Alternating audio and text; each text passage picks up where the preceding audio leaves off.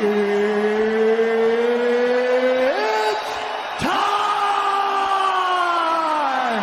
Five rounds for the undisputed UFC.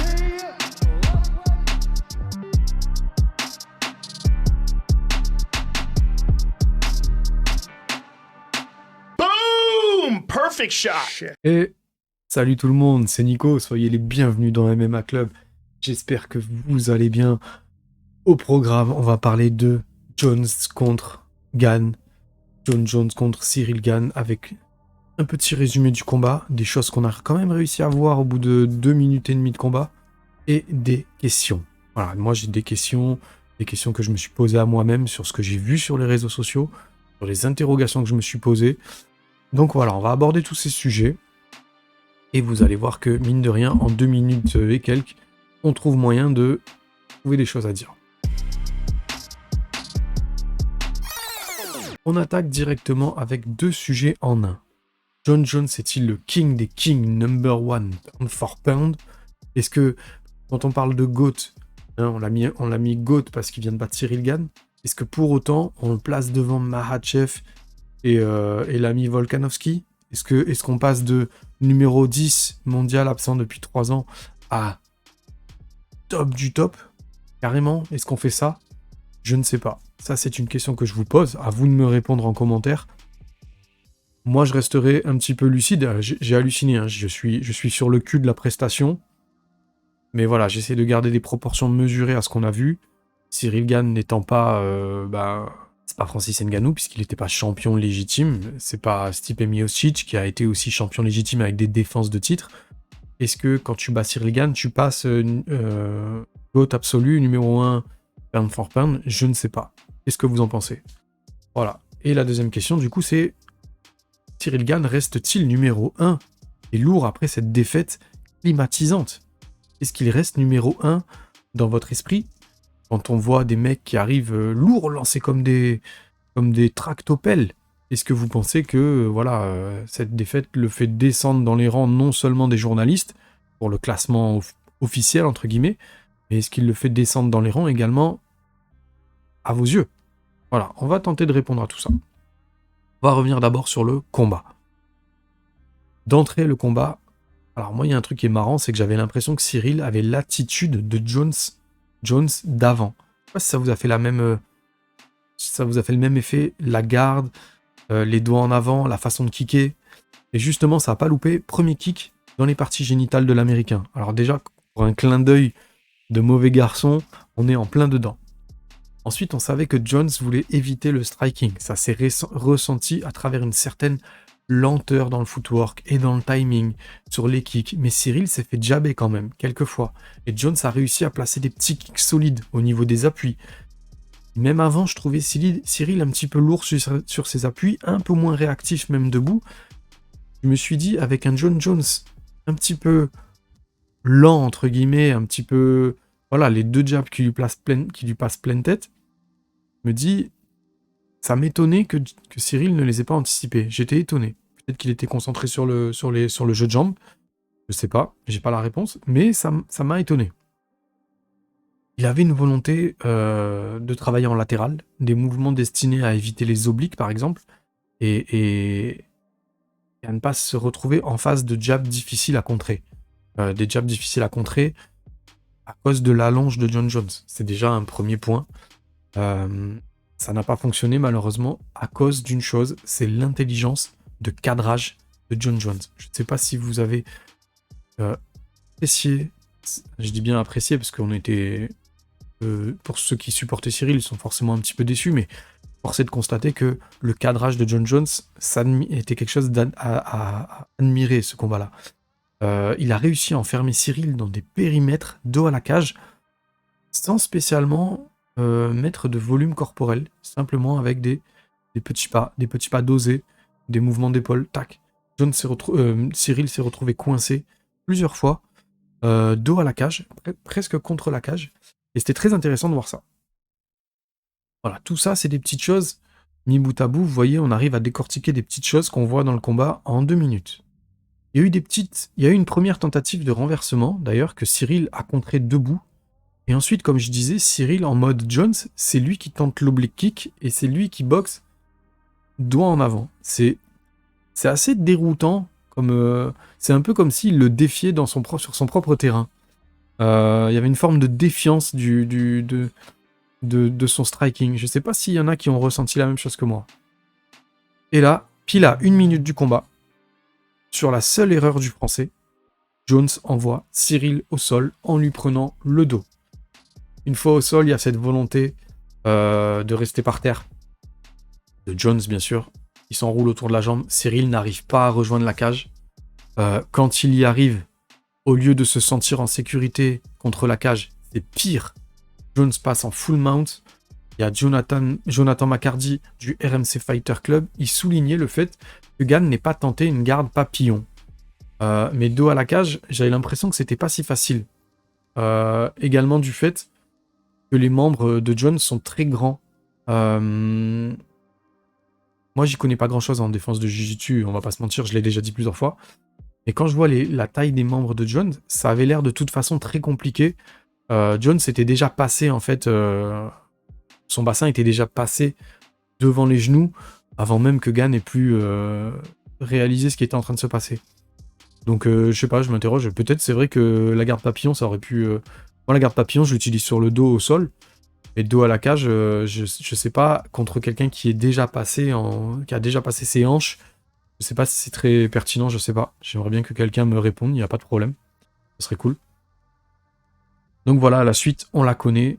Jones, en moins de 3 minutes, devient champion du monde des lourds à l'UFC. Il n'y a rien à dire, c'est magnifique. La prestation, elle est solide. La prestation, elle est professionnelle. Il y a tout qui va. C'est clair que... Moi, j'ai fait une grosse propagande Cyril Gane, j'y croyais, j'avais des gros arguments sur lesquels je m'appuyais, des choses qui me paraissaient, comme on dit, solides, fiables et tout ce que vous voulez.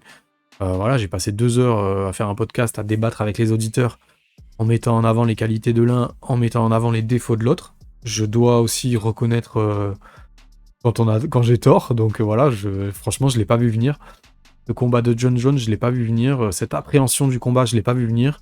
Le fait qu'il ait 3 ans d'inactivité et qu'il prenne ça avec sérieux. Voilà. Non. J'avoue que j'étais pas dans le train du tout. J'étais complètement dans la prépa de Cyril, dans sa victoire, dans ses qualités à lui. Je ne renie en rien ce que je pense de Cyril. Pour moi, ça n'a pas changé. Il y a certes des améliorations possible, on va en parler. On va parler maintenant des questionnements. Alors, sur les réseaux sociaux, il y a quelque chose que j'ai vu revenir souvent. Certains disent qu'il faut qu'il parte du Factory pour progresser. Il faut qu'il aille aux États-Unis, comme l'a fait Francis. Ça, franchement, c'est l'argument le plus gros que j'ai vu sur tous les réseaux, c'est quitte le Factory, quitte Fernand, il faut que tu progresses, il faut que tu ailles aux États-Unis, il faut que tu ailles au Daghestan accepter l'offre de Habib. Ok. Il aille faire des stages au Daghestan, qu'il aille faire des stages aux États-Unis, qu'il aille s'aérer, qu'il aille prendre de l'expérience dans d'autres gyms. Oui, évidemment. Maintenant, moi j'ai une réponse à ça. Est-ce qu'il doit quitter le Factory pour progresser? Les gars, jusqu'à maintenant, ses seules défaites, c'est contre des mecs pour le title shot. C'est contre Francis Ngannou qui était champion du monde des poids lourds et contre John Jones qui vient de devenir champion du monde des poids lourds. Je considère que dans la défaite, il faut toujours se remettre en cause. C'est une chose, c'est dans la défaite ou même des fois dans la victoire, dans la vie de tous les jours, au travail, avec sa femme, avec ses enfants, avec l'éducation, avec tout, avec ses parents, tout ce qu'on fait, il faut toujours se remettre un petit peu en cause. Donc encore plus dans les sports de haut niveau. Maintenant, je considère pas que tu doives te remettre en cause aussi profondément quand une défaite a lieu dans ce contexte-là. Par contre, c'était expéditif, donc il ne faudra pas se cacher derrière des excuses. Il y a des lacunes qu'il faut travailler et assumer, et je ne changerai pas forcément de team pour une défaite en title shot dans un contexte où la logique est respectée. Pour la plupart des spécialistes, les gens disaient déjà de John Jones qu'il était le GOAT avant le combat. Pourquoi on irait dire il faut tout changer, il faut tout... Non, mais pourquoi? Tu savais que tu partais, entre guillemets, pas favori, puisque tu affrontais le GOAT. Donc, toi, tu irais tout remettre en cause. Oui, tu vas remettre des choses en cause.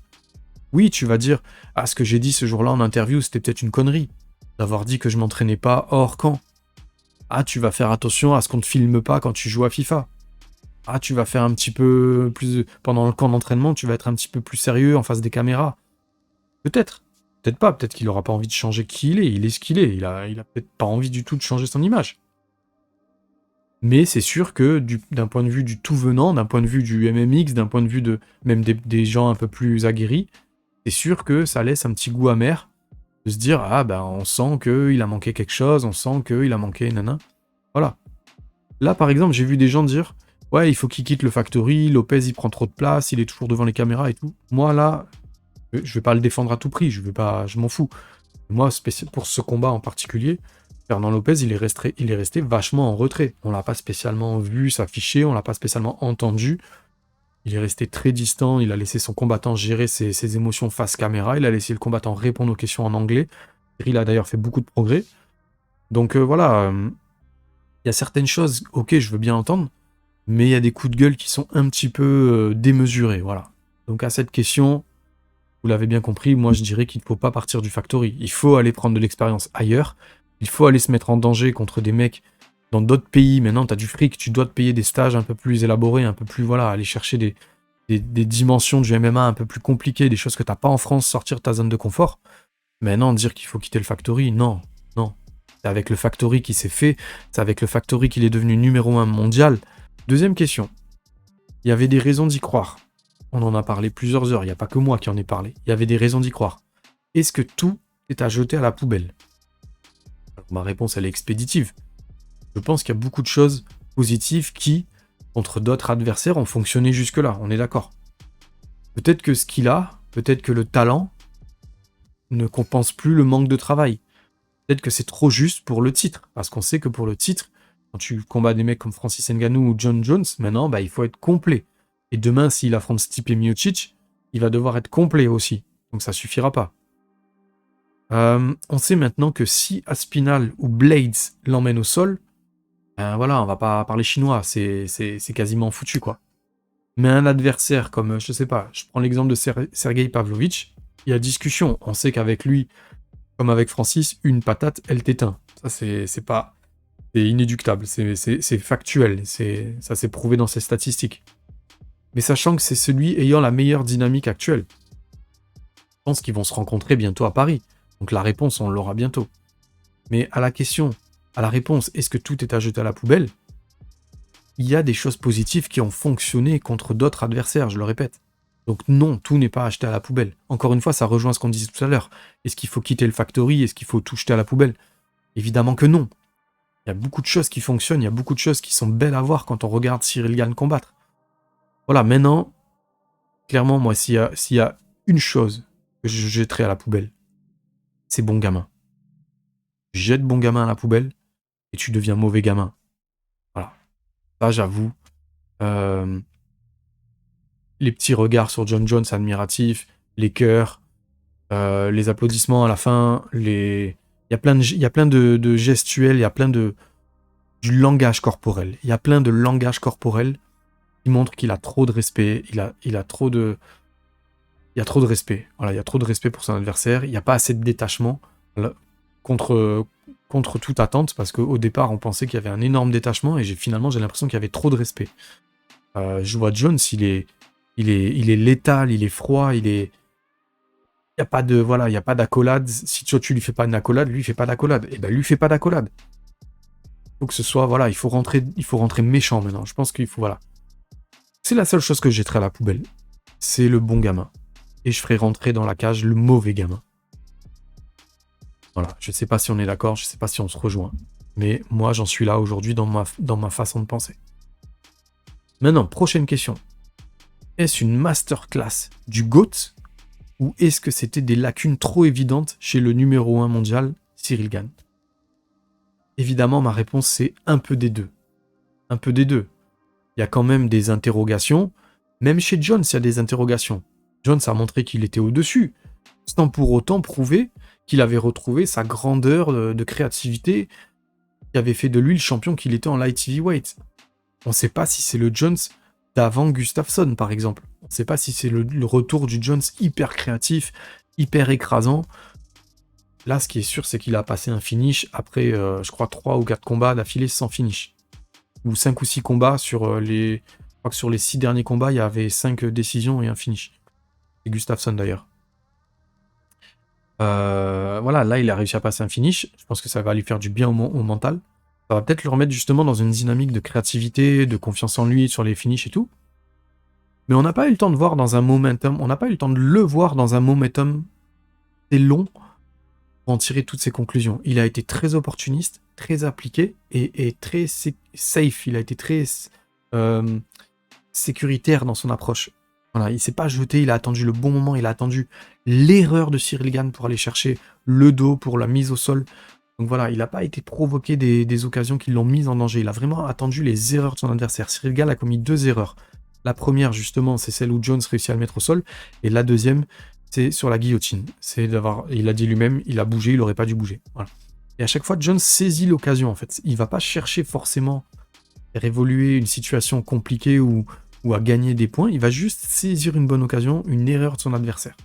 Donc on n'a pas eu un momentum assez long pour en tirer des énormes conclusions. On voit tout simplement que son cadrage a évolué. Il semble avoir évolué, ça c'est évident.